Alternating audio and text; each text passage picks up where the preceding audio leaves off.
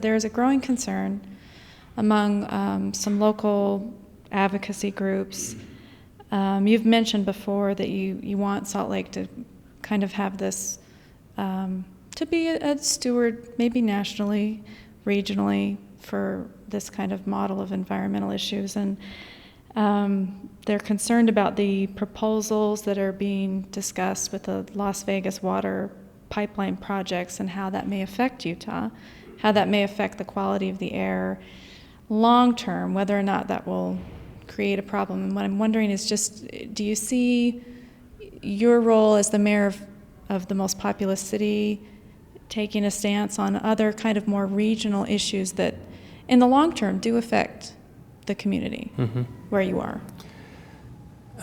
Yes and no. I mean, I think my job first and foremost is to serve as the mayor of Salt Lake City, and we have one piece of the puzzle here in terms of the region and the state, and so that's my primary focus.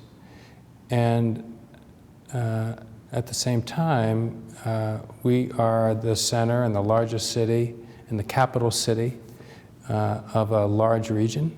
I mean, we're about 10% of the population of a much larger region, and I want to work with all of the other communities and community leaders and state officials in a way that improves issues like air quality regionally.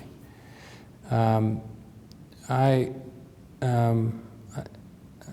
find in working with other officials, and this goes back from my days long before I was mayor in my professional capacity and serving in the state legislature, that there are wildly divergent values and different points of view, and that's no secret to anybody here in Utah. And I don't think people's values change overnight, certainly, if at all.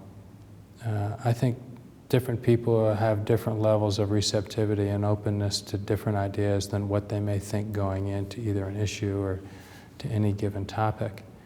And I think it's incumbent on me and in terms of Salt Lake City to be respectful of that, but at the same time to do what I think represents best practices for my city and for our community, and work with other leaders to show them what we're doing and show them where we're having successes and failures.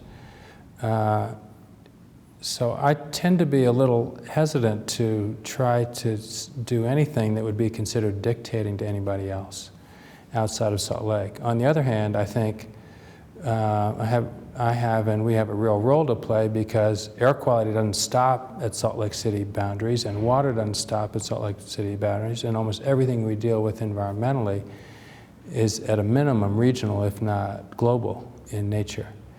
And we have to take that very seriously and continually promote an improvement on everything from air quality to water quality to how we use our water, to how we use our natural resources, to how we use our energy, to what energy we use, to the impacts on greenhouse gas emissions and that affecting a warming of the climate and the effects that has, obviously today, but increasingly over time, long term.